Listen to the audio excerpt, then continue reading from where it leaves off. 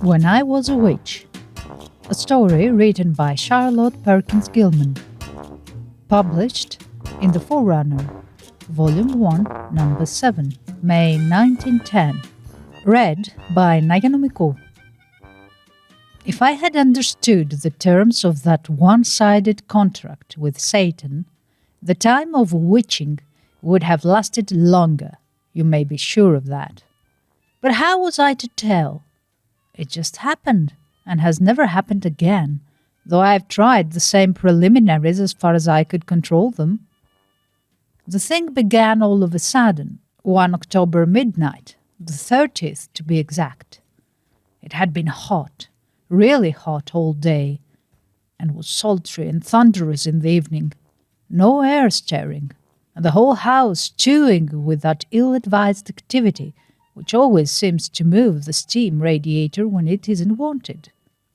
I was in a state of simmering rage, hot enough even without the weather and the furnace, and I went up on the roof to cool off.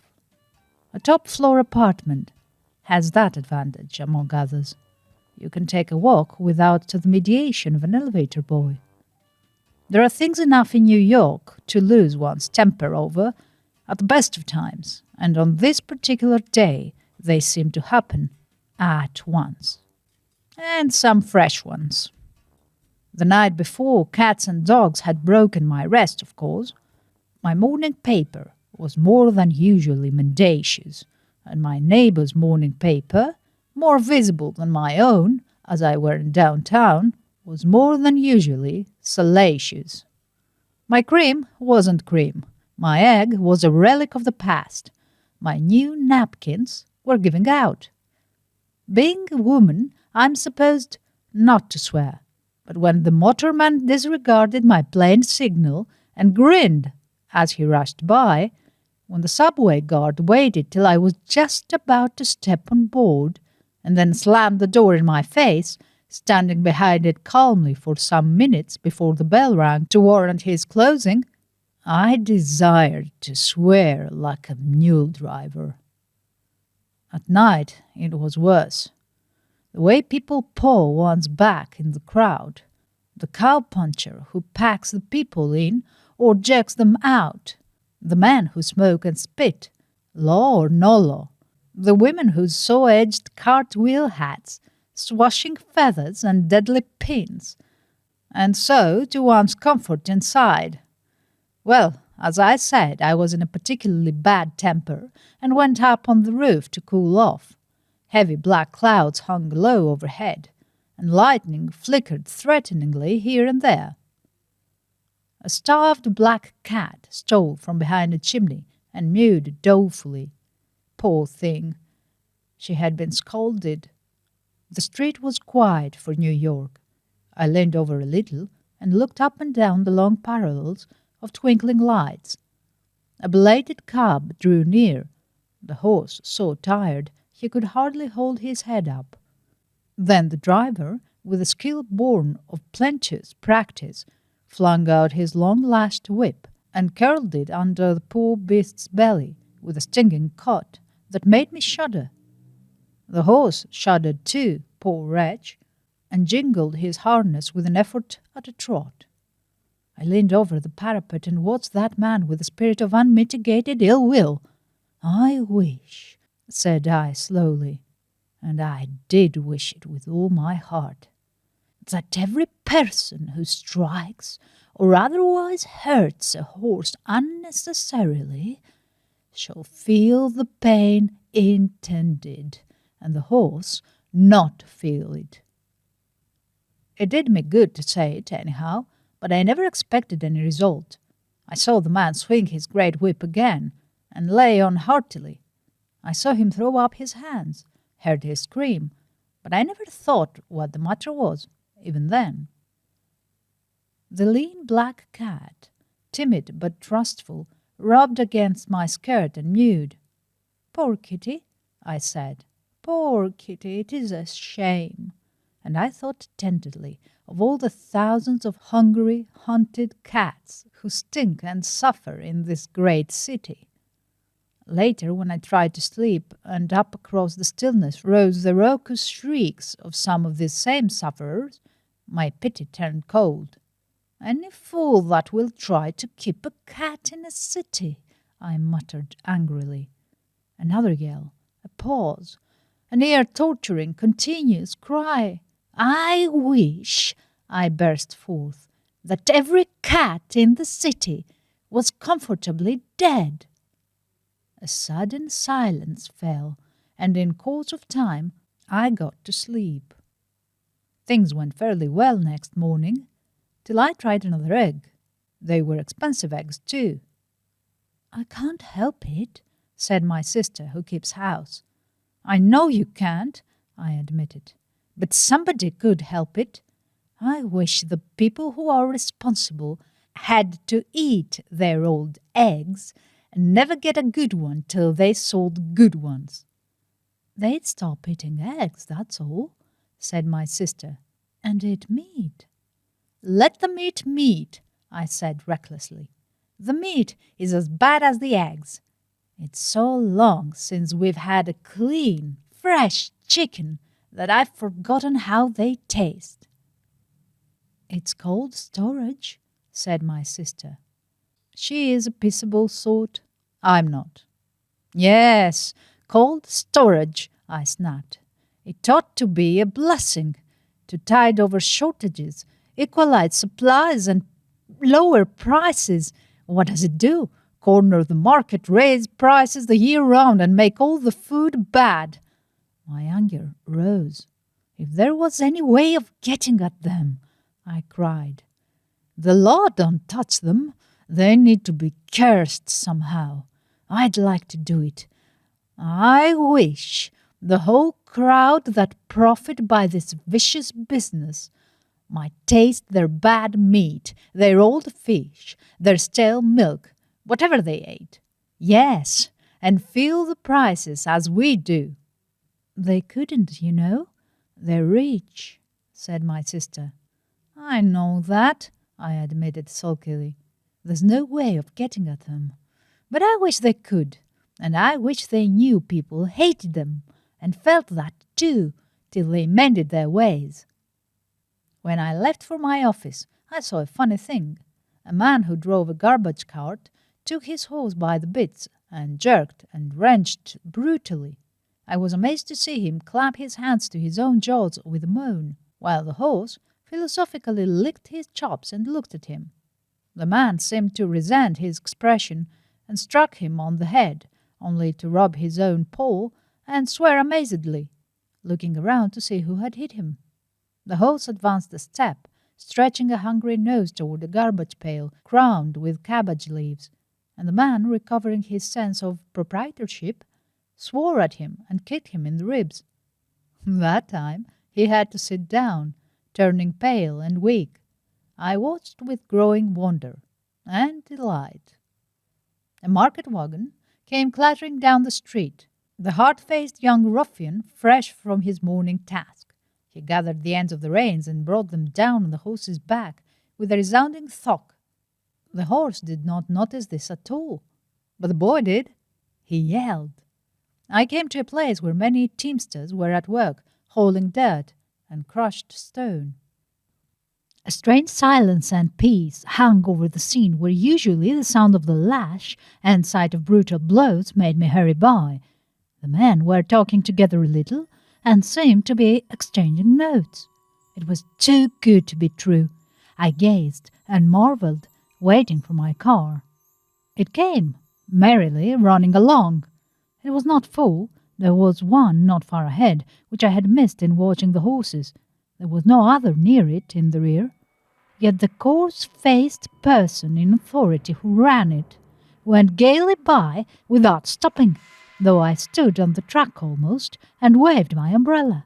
A hot flush of rage surged to my face. "I wish you felt the blow you deserve," said I, viciously looking after the car. "I wish you'd have to stop and back to here and open the door and apologize. I wish that would happen to all of you, every time you play that trick."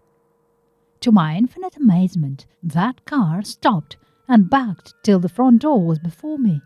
The motorman opened it, holding his hand to his cheek. "Beg your pardon, madam," he said. I passed in, dazed, overwhelmed. Could it be? Could it possibly be that what I wished came true? The idea sobered me, but I dismissed it with a scornful smile. "No such luck," said I. Opposite me sat a person in petticoats. She was of a sort I particularly detest. No real body of bones and muscles, but the contours of grouped sausages. Complacent, gaudily dressed, heavily wigged and ratted, with powder and perfume and flowers and jewels. And a dog. A poor, wretched, little, artificial dog, alive, but only so by virtue of man's insolence. Not a real creature that God made. And the dog had clothes on, and a bracelet. His fitted jacket had a pocket, and the pocket handkerchief. He looked sick and unhappy.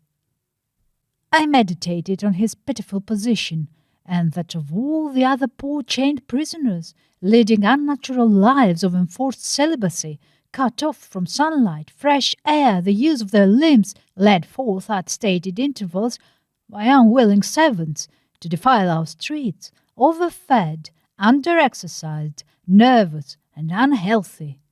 "And we say we love them," said I bitterly to myself. "No wonder they bark and howl and go mad. No wonder they have almost as many diseases as we do. I wish—" Here the thought I had dismissed struck me again.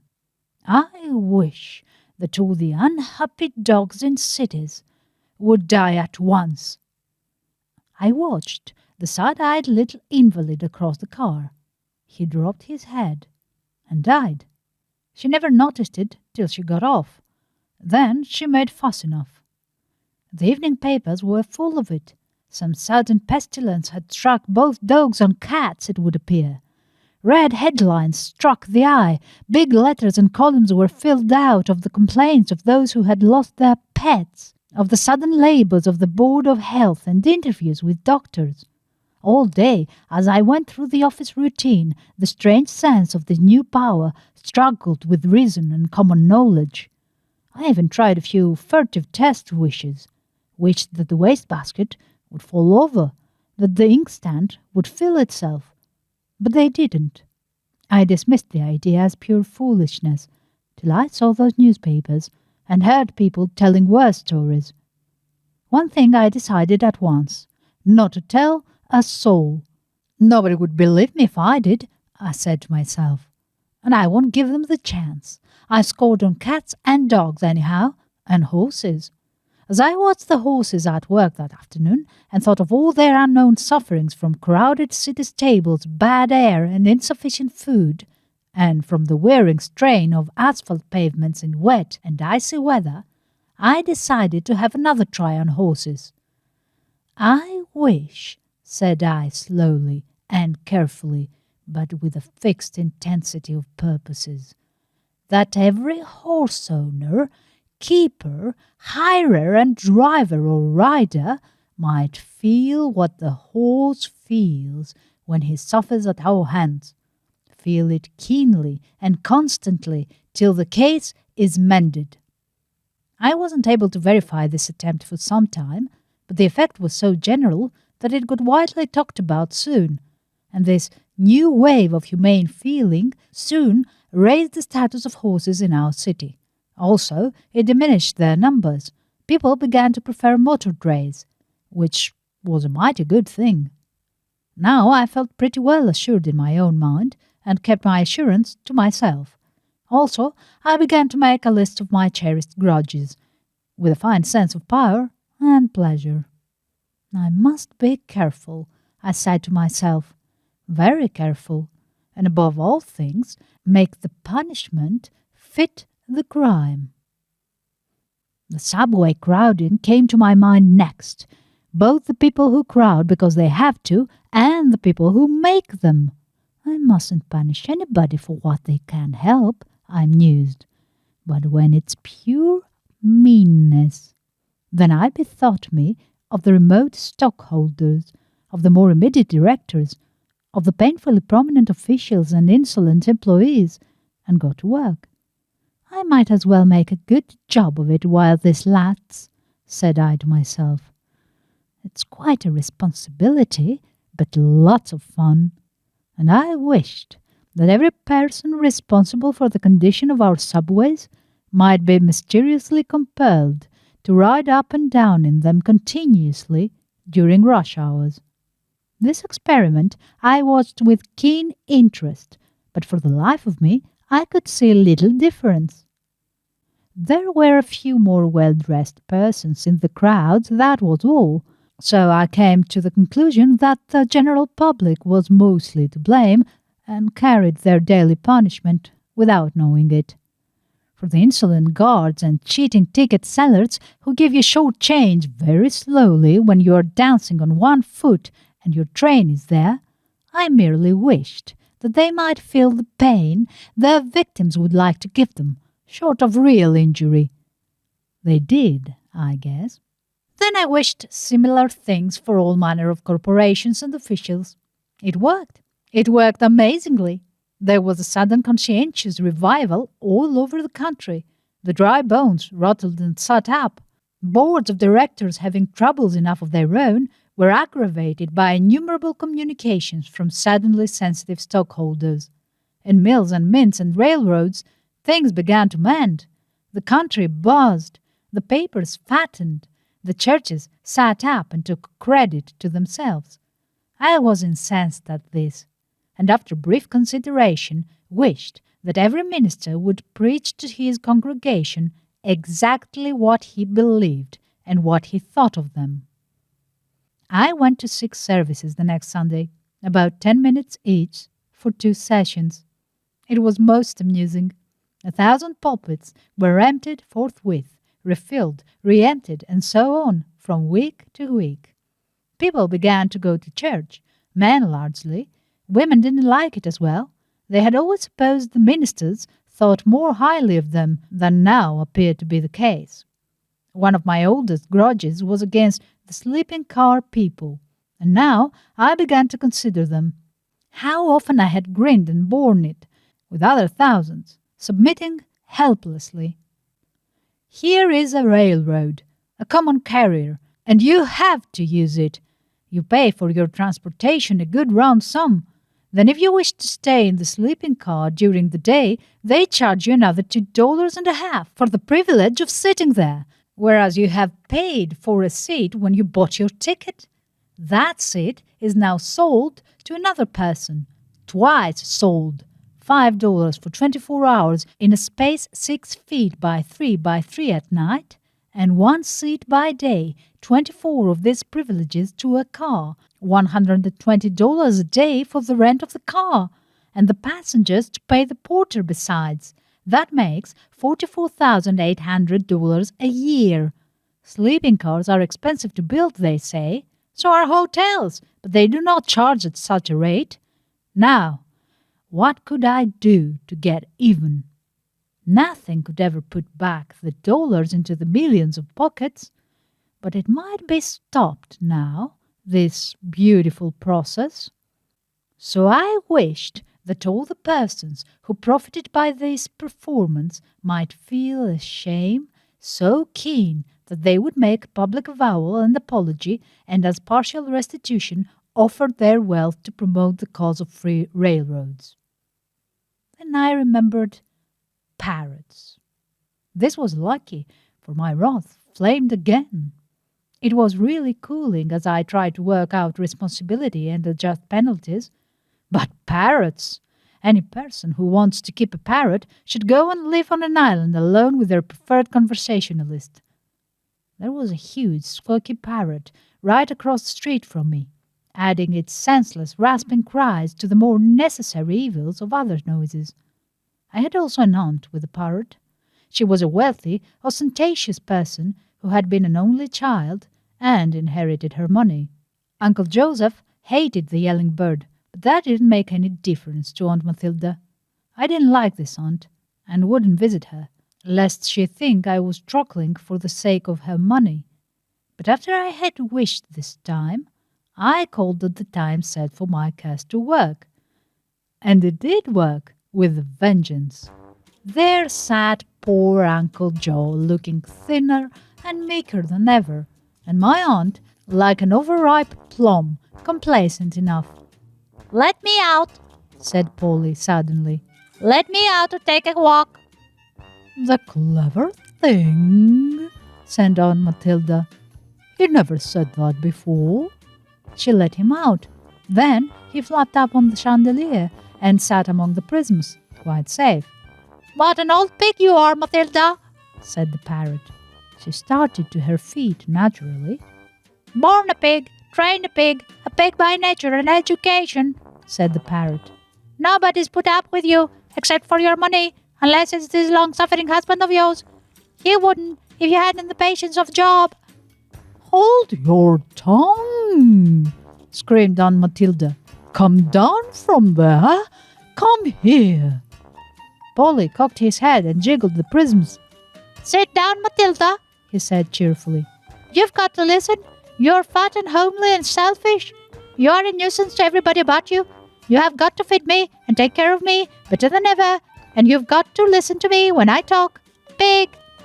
I visited another person with a parrot the next day. She put a cloth over his cage when I came in. "Take it off," said Polly. She took it off. "Won't you come into the other room?" she asked me nervously. "Better stay here," said her pet. Sit still," she sat still. "Your hair is mostly fault," said Pretty Paul. "And your teeth, and your outlines. You eat too much. You're lazy. You ought to exercise, and don't know enough. Better apologize to this lady for backbiting. You've got to listen." The trade in parrots fell off from that day. They say there is no call for them, but the people who kept parrots keep them yet. Parrots live a long time. Boars were a class of offenders against whom I had long borne undying enmity. Now I rubbed my hands and began on them, with a simple wish that every person whom they bored should tell them the plain truth. There is one man whom I have specially in mind. He was blackballed at the Pleasant Club, but continues to go there. He isn't a member, he just goes, and no one does anything to him. It was very funny after this. He appeared that very night at a meeting, and almost every person present asked him how he came there. "You're not a member, you know," they said. "Why do you butt in? Nobody likes you." Some were more lenient with him. "Why don't you learn to be more considerate of others, and make some real friends?" they said. "To have a few friends who do enjoy your visits ought to be pleasanter than being a public nuisance." He disappeared from that club. Anyway, I began to feel very cocky indeed. In the food business there was already a marked improvement, and in transportation. The hubbub of reformation waxed louder daily, urged on by the unknown sufferings of all the profiters by iniquity. The papers thrived on all this, and as I watched the loud-voiced protestations of my pet abomination in journalism, I had a brilliant idea, literally. Next morning I was downtown early, watching the men open their papers. My abomination was shamefully popular, and never more so than this morning. Across the top was printing in gold letters: "All international lies in advertisement, editorial news, or any other column, scarlet. All malicious matter, crimson. All careless or ignorant mistakes, pink. All for direct self-interest of owner, dark green. All mere bait to sell the paper, bright green. All advertising primarily or secondary, brown. All sensational and salacious matter, yellow. All hired hypocrisy, purple. Good fun, instruction, and entertainment, blue. True and necessary news and honest editorials, ordinary print." You never saw such a crazy quilt of a paper. They were bought like hot cakes for some days. But the real business fell off very soon. They'd have stopped it all if they could, but the papers looked all right when they came off the press. The colour scheme flamed out only to the bona fide reader. I let this work for about a week, to the immense joy of all the other papers, and then turned it on to them all at once. Newspaper reading became very exciting for a little, but the trade fell off. Even newspaper editors could not keep on feeding a market like that. The blue-printed and ordinary printed matter grew from column to column and page to page. Some papers, small to be sure but refreshing, began to appear in blue and black alone. This kept me interested and happy for quite a while, so much so that I quite forgot to be angry at other things. There was such a change in all kinds of business, following the mere printing of truth in the newspapers. It began to appear as if we had lived in a sort of delirium, not really knowing the facts about anything. As soon as we really knew the facts, we began to behave very differently, of course. What really brought all my enjoyment to an end was women. Being a woman, I was naturally interested in them, and could see some things more clearly than men could. I saw their real power, their real dignity, their real responsibility in the world, and then the way they dress and behave used to make me fairly frantic. It was like seeing archangels playing jackstraws or real horses only used as rocking horses. So I determined to get after them. How to manage it? What to hit first? Their hats, their ugly, inane, outrageous hats. That is what one thinks of first. Their silly expensive clothes, their diddling beads and jewellery, their greedy childishness, mostly of the women provided for by rich men. Then I thought of all the other women, the real ones, the vast majority, patiently doing the work of servants without even a servant's pay, and neglecting the noblest duties of motherhood in favour of house service. The greatest power on earth, blind, chained, untaught in a treadmill. I thought of what they might do compared to what they did do, and my heart swelled with something that was far from anger. Then I wished, with all my strength, that women, all women, might realize womanhood at last, its power and pride and place in life, that they might see their duty as mothers of the world to love and care for everyone alive, that they might see their duty to men to choose only the best, and then to bear and rear better ones, that they might see their duty as human beings, and come right out into full life and work and happiness. I stopped, breathless, with shining eyes. I waited, trembling, for things to happen. Nothing happened. You see, this magic which had fallen on me was black magic, and I had wished white. It didn't work at all, and what was worse, it stopped all the other things that were working so nicely.